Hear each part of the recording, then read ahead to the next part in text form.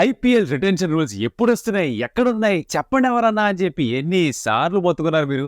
ఏ video చేసినా కూడా కమెంట్‌లో అన్నా ఐపీఎల్ రిటెన్షన్ రూల్స్ చెప్పన్నా అని కమెంట్‌లు పెట్టేవాళ్ళు చాలా మంది ఉన్నారు. వచ్చేసాయి రూల్స్. చెప్పేసారు ఐపీఎల్ గవర్నింగ్ కౌన్సిల్ వాళ్ళు. ఏంటో మాట్లాడుకుందామా? మాట్లాడుకుందామా? ఇంకెందుకు ఆలస్యం, let's get started. Welcome to some tales. నా పేరు Kaushik and IPL retention rules గురించి మాట్లాడుకుందాం. ఐపీఎల్ గవర్నింగ్ కౌన్సిల్ మీటింగ్ జరిగింది. వాళ్ళు ఒక 8 పాయింట్స్ ఇచ్చారు. 7 ఇవ్వలేదు, 8 ఇచ్చారు. కానీ ఒక పాయింట్ 7 కోసమే. అదేంటో తర్వాత మాట్లాడుకుందాం. అండ్ ఎక్కడైనా సరే మీకు వీడియో నచ్చితే కనుక హే దట్ థమ్స్ అప్ బటన్, ఆ లైక్ బటన్ యూట్యూబ్ మాబ్రోకి తగ్గిష్టం. అదేం చేస్తాడు అంటే చాలా మందికి వీడియో చూపిస్తారు అనమాట. ఇది బాగుందంట, ఇంకా మందికి చూపించాలి అని ఫీల్ అవుతాడు యూట్యూబ్ మాబ్రో. కొత్తగా చూసిన వాళ్ళు సబ్స్క్రైబ్ చేసుకుని ఛాన్స్ ఉంటుంది అనమాట. సో మీరు పని చేసి పెట్టండి. Let's get into the actual details. So like I said 8 points ఉన్నాయి. ఆ 8 పాయింట్స్ చక్కగా మాడుకొని వెళ్ళిపోదాం. ఫస్ట్ పాయింట్ ఏమిట్రా అంటే ఎన్ని రిటెన్షన్స్ చేసుకోవచ్చు? 6 రిటెన్షన్స్ చేసుకోవచ్చు. 6 retentions in all is what the franchises can make. ఇది వాళ్ళు డైరెక్ట్గా రీటైనే చేసుకుంటారా, రైట్ టు మ్యాచే వాడుకుంటారా, combination of retention and right to మ్యాచే వాడుకుంటారా, వాళ్ళ ఇష్టం. ఫ్రాంచైజీ మీ మీరు సావని చెప్పారనమాట.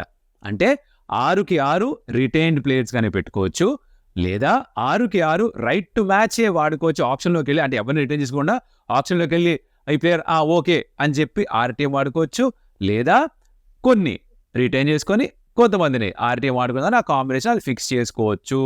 ఈ క్లారిటీ ఇచ్చారు. 6 ప్లేయర్స్ అయితేనే మనకు అర్థమైపోయింది అనమాట. ఇది ఫస్ట్ పాయింట్.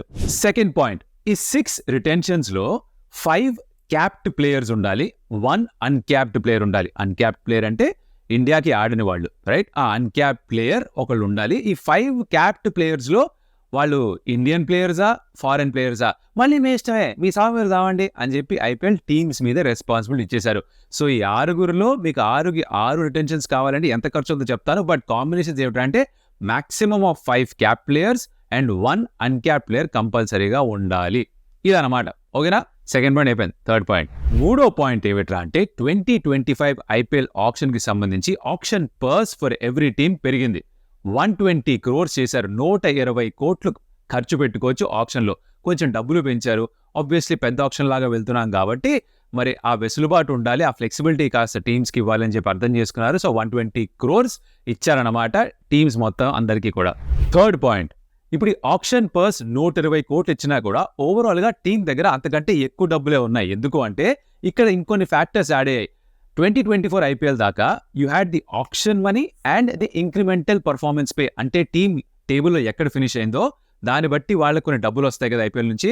దాన్ని కూడా టీం మెంబర్స్ డివైడ్ చేసి ఒక ఫ్లెక్సిబిలిటీ, ఒక ఆప్షన్ అనమాట. That was called incremental performance pay. ఈ రెండు ఉన్నాయి. దీంతో పాటుగా ఈ ఎడిషన్ ఆఫ్ ఐపీఎల్ నుంచి స్టార్ట్ చేసింది ఏమిటంటే అంటే మ్యాచ్ ఫీజ్ అన్న కాన్సెప్ట్ ఇంట్రడ్యూస్ చేశారు IPL governing council. So match ఆడే ప్రతి ఒక్క ప్లేయర్కి including the 12th man or including the impact సబ్గా వచ్చిన ప్లేయర్కి 7.5 lakh rupees ఇవ్వాలని చెప్పారు. సో ఈ 3 కాంపోనెంట్స్ కలుపుకొని, ఏది ఆప్షన్ ప్రైస్ మరి 120 crores, incremental performance pay plus maths fee, మొత్తం కలిపి 146 కోట్లు ఖర్చు పెట్టే అవకాశం ఉంది టీమ్స్ దగ్గర ఫర్ ఐపీఎల్ 2025. ఇదే అమౌంట్ 2026కి 151 crores మారుతుంది. ఇదే అమౌంట్ 2027కి 157 crores మారుతుంది. సో లైక్ ఐ సెడ్, ఈ టోటల్ అమౌంట్ ఏమిట్రా అంటే it is the option price మరి ఈ సంవత్సరానికి 2025కి 120 crores plus the incremental performance pay plus the match fee. Point number 4, match fee అన్న కాన్సెప్ట్ ఇంట్రడ్యూస్ అయింది. ఇప్పుడు ఇండియాకి ఎవరైనా ఆడుతుంటే కాంట్రాక్ట్లో వాళ్ళకి వచ్చిన డబ్బులతో పాటు ప్రతి మ్యాచ్కి ఆడినందుకు కూడా కొన్ని మ్యాచ్ ఫీజ్ ఇస్తూ ఉంటారు కదా. అలాగే for the first time ever ఐపీఎల్లో కూడా ఏం డిసైడ్ చేశారా అంటే కాంట్రాక్ట్ మనీ మాత్రమే కాదు, మ్యాచ్ ఫీ కూడా ఇవ్వాలి. దానికంటూ సెపరేట్గా ప్రతి టీం కూడా మీరు 12.6 కోట్లు పక్కన పెట్టుకోండి అమ్మా అని చెప్పారు. ప్రతి మ్యాచ్కి కూడా 7.5 lakh rupees ప్రతి ప్లేయర్కి ఇవ్వాలి మ్యాచ్ ఫీగా అని చెప్పి డిసైడ్ చేశారు. This comes to around $9,000. And ఒకవేళ కనుక ఒక ప్లేయర్ 14 మ్యాచ్లు ఆడారంటే సీజన్లో, unless counting the league phase, 14 మ్యాచ్లు ఆడితే ₹1 కోటి కంటే ఎక్కువ వస్తాయన్నమాట. సో ఇది ఎందుకు తీసుకొచ్చారు అంటే చాలా మంది ప్లేయర్స్ వాళ్ళ బేస్ ప్రైస్ దగ్గరే ఆప్షన్లో సొంతం చేసుకుంటారు. తర్వాత వాళ్ళు పర్ఫార్మెన్స్ ఇంప్రూవ్ అయ్యే కొద్దీ ప్రతి సీజన్లో వాళ్ళకి ఆ బేస్ ప్రైస్లో ఎప్పుడైతే తీసుకున్నారో మళ్ళీ ఆప్షన్ వచ్చే వరకు అదే డబ్బులు వస్తాయి. కాబట్టి వాళ్ళ పర్ఫార్మెన్స్ ఇంప్రూవ్ అయినా, ఇంక్రీజ్ అయినా దానికి తగ్గట్టుగా ఎక్కడ వాళ్ళకి కాంపెన్సేషన్ రావట్లేదని చెప్పేసి మ్యాచ్ ఫీ తీసుకొచ్చారట. Say for example somebody like Rinku Singh, తను బేస్ ప్రైస్లో స్టార్ట్ అయ్యాడు. సరే ఇప్పుడు ఇండియా ప్లేయర్ అడిగి కాబట్టి క్యాప్ ప్లేయర్గా ఏదైతే బేస్ ప్రైజ్ ఉంటుందో అక్కడికి తనకి ప్రమోషన్ వస్తుంది. కానీ దాంతో పాటుగా ఈ 14 మ్యాచ్లు ఆడితే ప్రతి మ్యాచ్కి 7.5 లక్షలు కూడా వస్తే అది సీజన్ మొత్తానికి ₹1,00,00,000 కంటే ఎక్కువ.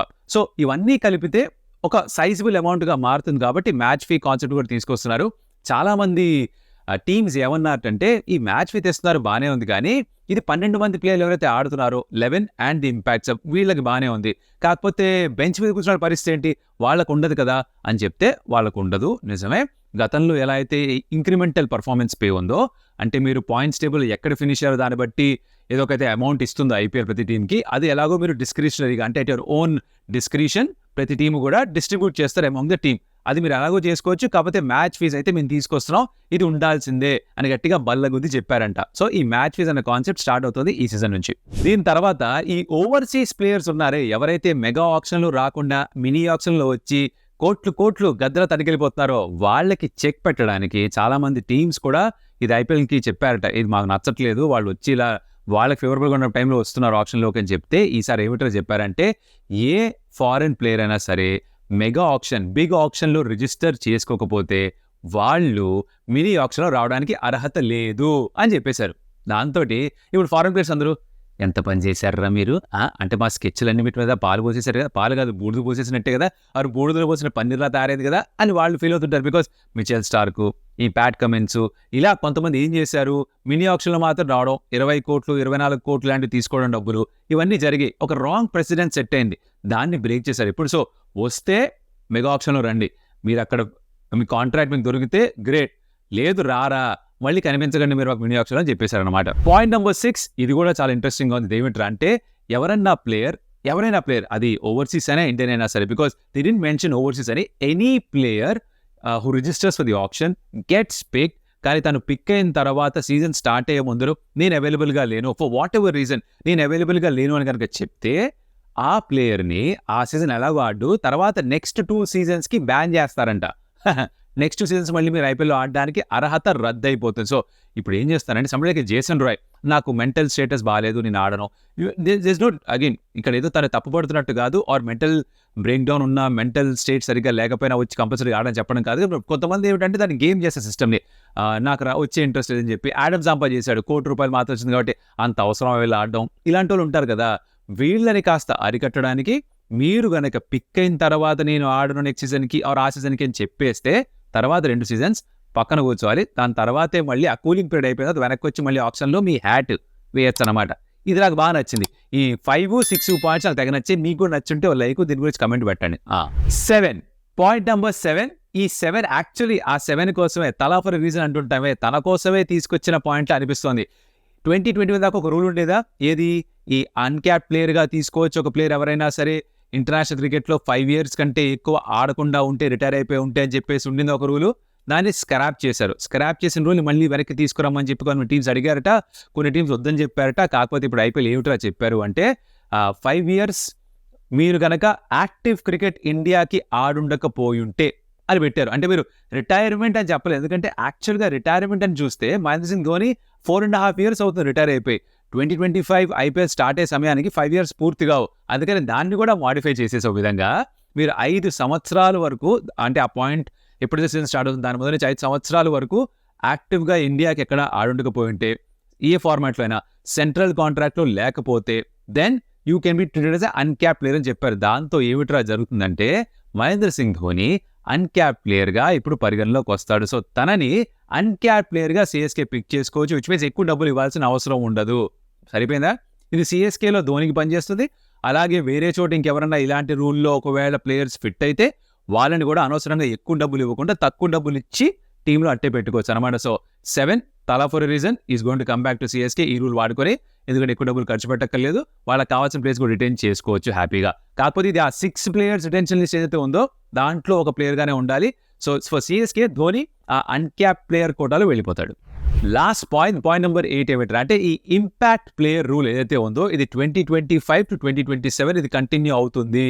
టీమ్స్కి నచ్చినా నచ్చకపోయినా మాకు బాగా నచ్చిందని ఐపీఎల్ వాళ్ళు ఫిక్స్ అయ్యారు. ఎందుకంటే బోల్డ్ అని హై స్కోరింగ్ మ్యాచెస్, వాళ్ళ ఉద్దేశం ఏంటి, చూసే వాళ్ళకి స్పెక్టేటర్స్కి ఆడియన్స్కి ఫుల్ ఎంటర్టైన్మెంట్ కాబట్టి పైసా వసూలు వస్తుంది కాబట్టి ప్లేయర్లు ఏమైతే మాకేంది బై ఆల్రౌండర్లు కనిపించకపోయినా మాకేంటి అన్నట్టుగా ఫీల్ అవుతున్నట్టుగా అనిపిస్తుంది నాకు. బికాస్ యాక్చువల్గా ఈ రూల్ వల్ల ఇండియన్ టీమ్కి సంబంధించినంత వరకు ఆల్రౌండర్స్ అయితే పెద్దగా రావట్లేదు ఈ ఫార్మాట్లో. వాళ్ళ రోల్ డిమినిష్ అయిపోయింది, పక్కకి వెళ్ళిపోయింది. స్పెషలిస్ట్ బౌలర్, స్పెషలిస్ట్ బ్యాటర్సే ఆడుతున్నారు ఇంపాక్ట్ సబ్గా.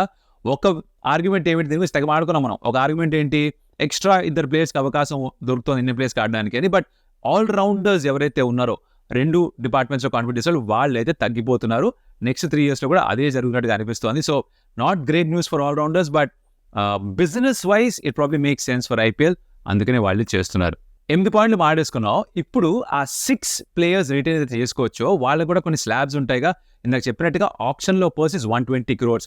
ఇప్పటిదాకా వచ్చిన న్యూస్ ఏమిట్రా అంటే, ఒకవేళ కనుక మీరు ప్లేయర్స్ని రిటైన్ చేసుకోవాలంటే, like for example 5 capped and 1 uncapped. Uncapped ప్లేయర్కి 4 కోట్లుట. ఇది గతంలో కూడా ఇంతే ఉండింది, 4 crores. సో ఫర్ ఎగ్జాంపుల్ సిఎస్కేలో మహేంద్ర సింగ్ ధోని అన్క్యాప్డ్ ప్లేయర్ కోటాలో కనుక రిటైన్ చేసుకోవాలంటే 4 కోట్లు ఇచ్చేయాలి.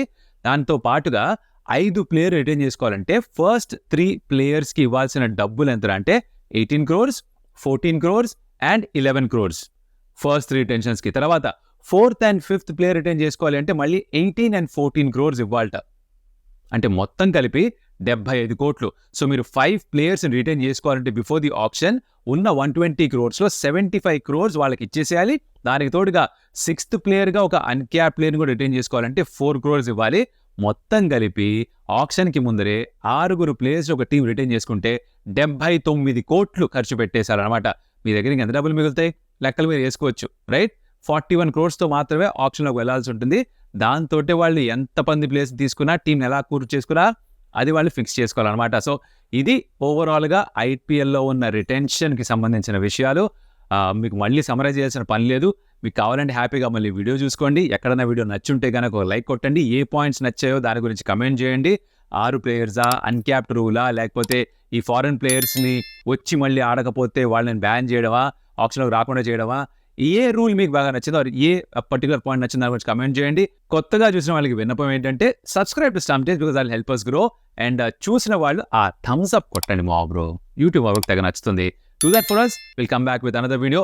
వెళ్ళిపోతే ఇంపార్టెంట్ పాయింట్ ఏమిటా అంటే, బంగ్లాదేశ్తో ఆడాల్సిన 3 T20Is ఇండియా స్క్వాడ్ అనౌన్స్ అయింది. దాంట్లో ఒక ప్లేయర్ లేడు. మీకు అస్సలు నచ్చదు, చాలా మందికి నచ్చదు. నాకు కూడా పర్సనల్గా ఇది కరెక్ట్ కాదు అనిపిస్తుంది. అదేంటో ఇక్కడ మాట్లాడే టైం నా దగ్గర లేదు, ఇప్పటికే లెంత్ ఎక్కువైపోయింది. దానికి సెపరేట్ వీడియో ప్లాన్ చేశాను.